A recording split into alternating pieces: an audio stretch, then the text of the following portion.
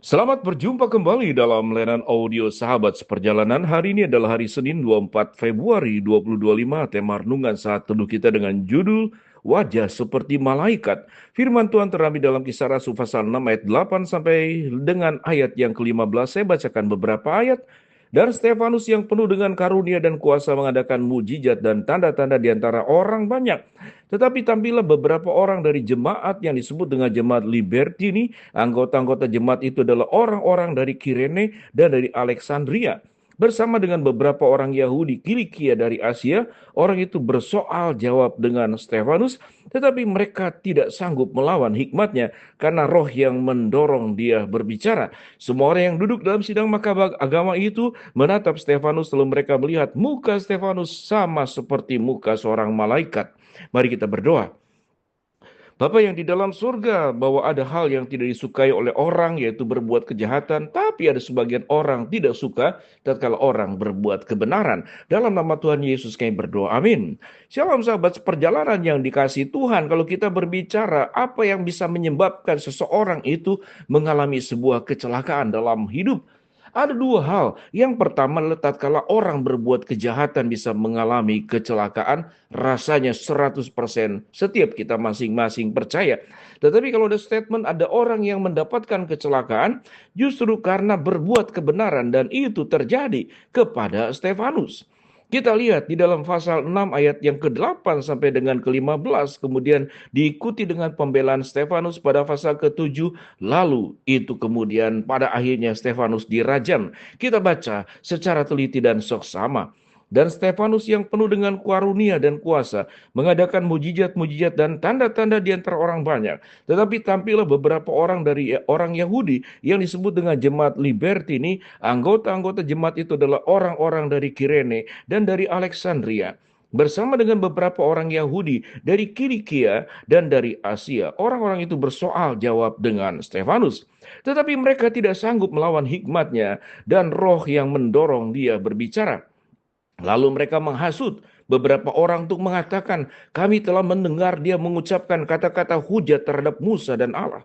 Dengan jalan demikian, mereka mengadakan suatu gerakan di antara orang banyak, serta tua-tua dan ahli-ahli Taurat. Mereka menyergap Stefanus, menyeretnya, dan membawanya ke mahkamah agama. Lalu mereka memajukan saksi-saksi palsu yang berkata, orang ini terus-menerus mengucapkan perkataan yang menghina tempat kudus ini dan hukum Taurat.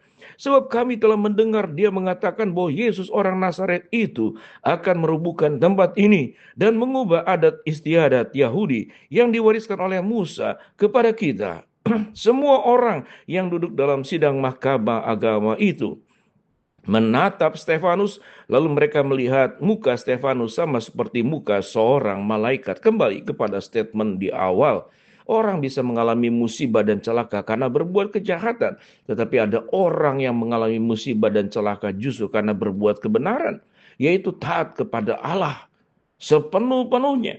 Tetapi taat kepada Allah tidak semudah yang kita pikirkan. Suatu kita taat kepada Allah, menjalankan apa yang Tuhan perintahkan. Apakah dunia sepakat? Apakah dunia setuju? Tidak demikian. Dunia ini adalah kumpulan orang-orang berdosa. Kita tahu dengan jelas mereka adalah orang-orang yang terdidik, yang berkumpul, bersoal jawab. Tetapi kalah dengan jawaban daripada Stefanus karena hikmat yang Stefanus miliki itu adalah dari Roh Kudus, dari Roh Allah yang memimpin. Ketidaksukaan kepada Stefanus ini karena aspek di dalam aspek yang lain adalah persaingan. Mereka menganggap kehadiran Stefanus mengajarkan ajaran yang berbeda. Kehadiran Stefanus itu merendahkan martabat mereka sebagai orang-orang Yahudi. Mereka juga menjadikan katakanlah pengikut-pengikutnya, follower-followernya, lovernya boleh dikatakan yang sekian lama mengikuti mereka. Ini bisa beralih. Sama dengan persaingan dalam media sosial. Orang berlomba-lomba untuk mencari lover, mencari follower di dalam media sosial. Kalau ada orang yang lebih terkenal, yang lebih baik, yang lebih maju, yang lebih kemudian menarik, maka kemudian itu kemudian dicari cara bagaimana supaya menggulingkan, menggugurkan, dan meniadakan. Itu yang dilakukan oleh orang-orang pada waktu itu. Menghasut, menyeretnya, dibawa ke mahkamah agama, lalu kemudian dimajukan saksi-saksi palsu, lalu menyentuh satu perkara yang sangat sensitif, bahwa Stefanus menghina tempat kudus ini dan hukum Taurat dan ingin mengubah adat istiadat yang diwariskan oleh Musa kepada kita. Semua orang yang duduk dalam sidang agama itu menatap Stefanus. Kita melihat upaya yang dilakukan secara kolektif untuk menyerang dan pada akhirnya memang membunuh Stefanus. Tetapi kemudian dijawab dengan satu pembelaan Allah, yaitu ayat yang ke-15. Semua orang yang duduk dalam sidang mahkamah agama itu menatap Stefanus, lalu mereka melihat muka Stefanus sama seperti muka seorang malaikat. Ini pembelaan Allah. Tetapi pertanyaannya, apakah pembelaan Allah membuat Stefanus terbebas dari kematian? Ternyata tidak. Sebagaimana Allah mengizinkan Kristus mati di atas kayu salib untuk sebuah kebenaran, Stefanus mengalami kematian yang sama, tetapi dengan cara berbeda, yaitu dirajam dengan batu yang kita akan baca pada ayat-ayat yang berikut. Pada titik ini, sahabat seperjalanan, apa yang kita pelajari dalam hidup ini? Tatkala kita menjalankan kebenaran, kita melakukan segala sesuatu seperti yang Tuhan inginkan, apakah kita akan mendapatkan keadilan? Apakah kita akan mendapatkan respon yang terbaik? Apakah kita akan dipuji? Apakah kita akan diterima? Apakah kita akan diberikan 2 jempol sebagai bentuk menghargai? Kita adalah orang-orang luar biasa yang menjalankan kebenaran. Posisinya tidaklah demikian. Orang yang berbuat kebenaran pun bisa mengalami celaka dan musibah. Tapi celaka dan musibah itu ada dalam izin Tuhan. Tuhan Yesus berkali-kali berkata pada saat-saat menjelang akhir zaman, kalau anak manusia itu mengalami aniaya dan penderitaan, engkau pun akan mengalami cara yang sama, dianiayai, bahkan engkau bisa mati karena engkau hidup dalam kebenaran.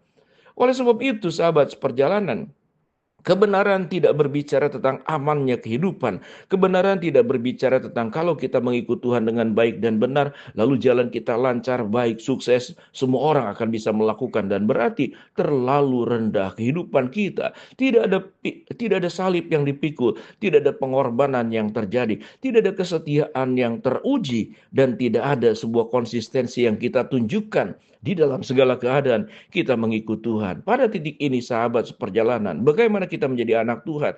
Apakah kita hanya meminta semua hal yang baik yang berasal dari Tuhan? Tetapi apakah kita berjuang untuk hidup dalam kebenaran? Apapun resikonya, apapun akibatnya, kita tempuh sebagaimana Stefanus tidak takut dengan kematian. Stefanus lebih takut kalau dia tidak menjalankan dan taat serta setia kepada Allah. Seakan-akan ini adalah sebuah sikap ideal. Mana mungkin kami adalah manusia lemah, manusia berdosa. Tatkala kita berbicara tentang mana mungkin, artinya kita memberi peluang bahwa kita akan dikalahkan. Kita membuka diri untuk tidak percaya kepada Allah dan mendengarkan suara iblis. Engkau tidak perlu berbuat terlalu baik, sedang-sedang saja. Itulah cara iblis untuk menghancurkan kita. Sebuah pertanyaan pembelaan Allah, yaitu wajah Stefanus itu seperti malaikat. Allah akan membuat kita menjadi seperti malaikat. Malaikat adalah pribadi yang melayani Tuhan dengan setia. Boleh dikatakan kita bisa menjadi malaikat dalam artian tanda kutip. Menjadi orang-orang yang setia menjalankan apa yang Tuhan perintahkan. Sampai kita bertemu dengan Bapa. Wajahmu bisa seperti malaikat. Itu yang juga terjadi kepada Stefanus. Kita berdoa. Bapa dalam surga, terima kasih buat kebenaran firman yang sudah kami pelajari. Hamba berdoa buat sahabat seperjalanan yang sakit, Tuhan jamah sembuhkan. Sahabat seperjalanan yang sedang menghadapi masalah, Tuhan bukakan jalan. Sahabat seperjalanan yang sedang berdoa mengharapkan sesuatu, Tuhan akan kabulkan sesuai dengan waktu rencana Tuhan yang terbaik. Dalam nama Tuhan Yesus kami berdoa. Amin.